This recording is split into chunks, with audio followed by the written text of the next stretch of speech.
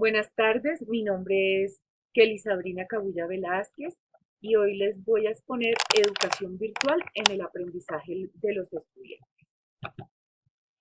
Entonces, en primera medida, pues toda esta parte de la educación se hace necesaria a partir del siglo XXI con la reforma de la educación colombiana y a partir de la ley 115 de 1994, donde se ve que la evolución de la educación es un aspecto importante para la humanidad y dentro de la formación del ser humano en lo que corresponde a la educación, ¿sí? Eh, Se ve la necesidad de producir nuevos cambios en la manera como se imparte la educación. Es enseñar a educar, porque hace rato, pues, al inicio, al principio, la educación se han utilizado herramientas básicas, como por ejemplo son los tableros, los cuadernos, luego el tablero acrílico, y poco a poco se han ido eliminando todos estos elementos a partir del desarrollo de la tecnología.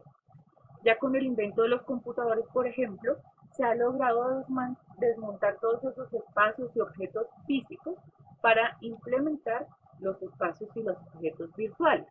Es decir, hay un cambio generalizado en las pedagogías para la educación.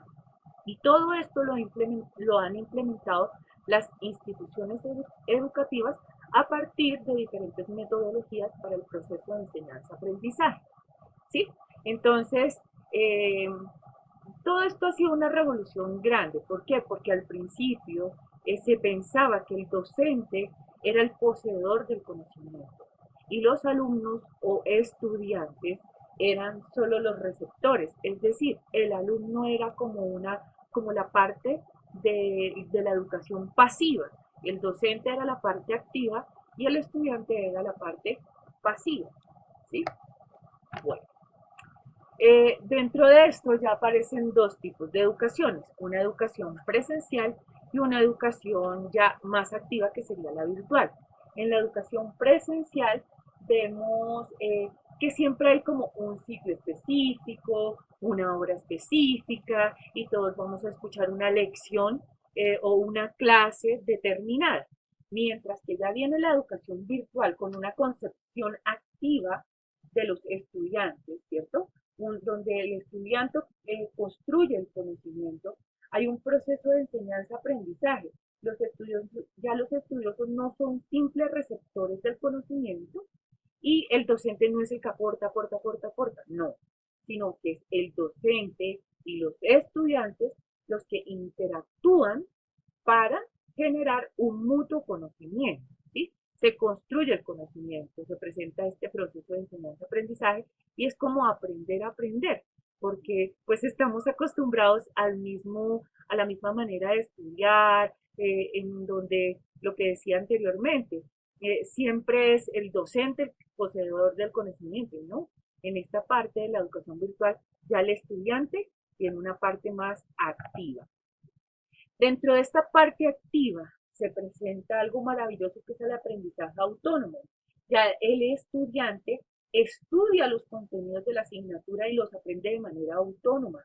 Esto genera un pensamiento crítico, el cual demanda competencias para evaluar, intuir, debatir, sustentar, opinar, decidir, discutir, ¿sí? Los estudiantes como tal identifican las necesidades individualmente del aprendizaje y de su formación. Es decir, el estudiante tiene la oportunidad de autoevaluar su aprendizaje y adquisición de habilidades y competencias y fuera de eso actitudes, ¿no? Aquí el docente, en la parte virtual, docente o tutor, tiene sus conocimientos propios, claro, de su profesión, tiene unos principios pedagógicos y también tiene unos métodos, ¿sí? Todo esto pues en pro de que el estudiante igual, o sea, no dejar el estudiante solo, sino autónomo, pero va dirigido, ¿no? O sea, no va él solo. En todo esto también hay algo bueno que se gana, o sea, que, que es bueno para el estudiante y es la parte de la ubicuidad, ¿no? El estudiante tiene la posibilidad o la capacidad de estar presente en todas las partes al mismo tiempo. Y toda esta parte virtual también nos da la oportunidad también de la usabilidad, que son esos avatares que nos permiten tener expresiones faciales, rasgos característicos.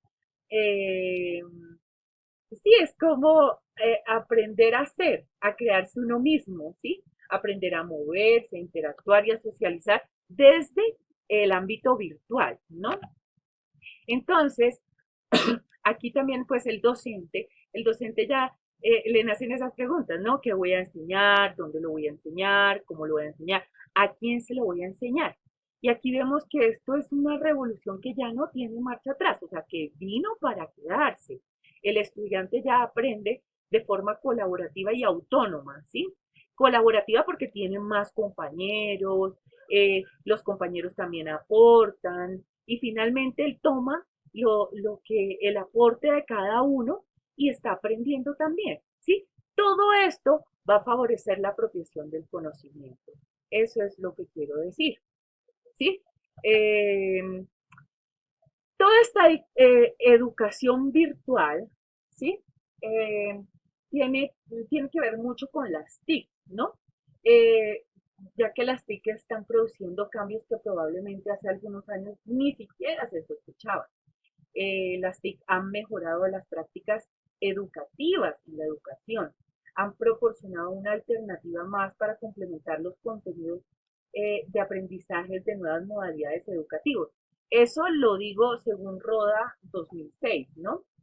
Eh, las TIC han sido maravillosas porque han hecho que la educación virtual eh, ya tenga pasos gigantes, ya tenga pasos propios y que el estudiante sea un poco más autónomo, ¿sí?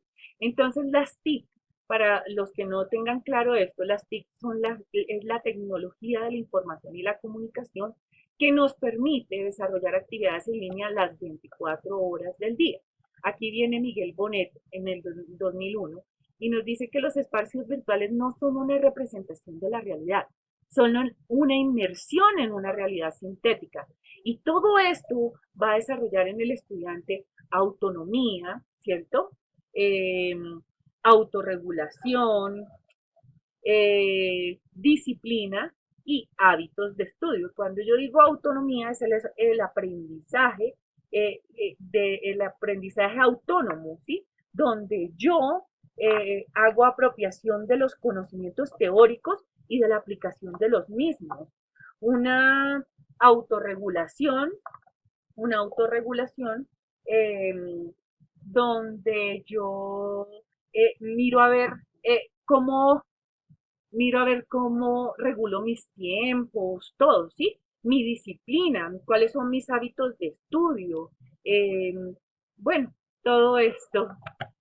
Eh, y de ahí, de todo esto nacen las estrategias para el aprendizaje autónomo, ¿no? Entonces, dentro de las estrategias del aprendizaje autónomo, encontramos las afectivo-motivacionales. Es donde el estudiante ya es consciente de las capacidades y estilos que ellos mismos tienen y que aprender, ¿sí? O sea, ya es lo más psicológico, o sea, o sea, mi motivación. También está una estrategia que es la autoplanificación, que es ya la formulación de un plan de estudio realista y efectivo. O sea, yo me planifico mi tiempo, cuándo lo voy a hacer, cómo lo voy a hacer, dónde lo voy a hacer, ¿sí?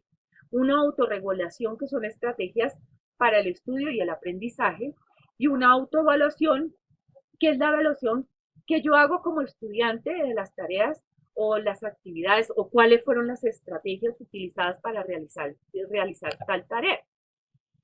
Y finalmente, pues, ¿cuáles son mis competencias personales? Entonces, mis competencias personales, individuales, están relacionadas con la parte de la metacognición, ¿sí? Y cuando yo hablo de metacognición, estoy hablando de una competencia que me permite ser consciente de los procesos y los productos que se van a elaborar en mi mente, ¿sí? La motivación, que es un proceso ya psicológico, ¿cierto? En la modalidad de educación, que conlleva cumplir mis objetivos. Si yo estoy motivada, voy a cumplir con las tareas, con todo lo que me coloquen, pues dentro de mi quehacer en la maestría. Autonomía. Entonces, cuando hablo de autonomía, pues él es el aprendizaje autónomo, que ya había hablado de esto. Y todo esto lo puedo lograr a partir de ser responsable, ¿cierto? De tener como esa parte de responsabilidad, de decisión, esto lo voy a hacer tal día, tal hora, en tal espacio. Mi iniciativa, no tengo que apresurarme en estas tareas, puede ser que estén para dentro de un mes, pero realmente quiero hacerlas ya para avanzar, mi actitud, o sea, desde que yo tenga motivación, tengo una buena actitud frente a todo esto. Liderazgo y la parte importante, comunicación y relaciones interpersonales también es una competencia personal, ya que tengo la posibilidad de interactuar con más personas, ¿sí? Con mis compañeros de la maestría, dentro de esta parte virtual. Eh, ¿Qué más? Bueno, pues yo pienso que ya para finalizar y como conclusión, los mundos virtuales son un recurso imprescindible para realizar actividades de educación, porque esto permite la interacción entre todos los agentes que participemos en un tiempo real. Es decir, esto es el principio de una revolución social.